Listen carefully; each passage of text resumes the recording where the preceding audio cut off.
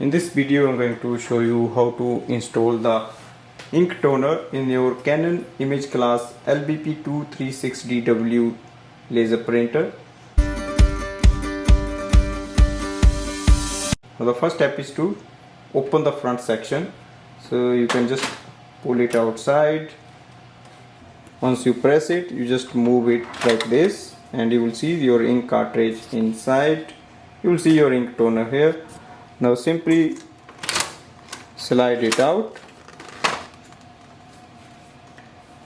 Now take your new ink toner, remove the seal and make sure the chip should be facing up, and that's the front section.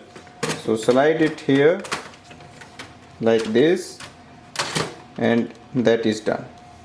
Now move this section and close it few seconds and then it's ready to use. So this way we can replace the ink toner. Thanks for watching.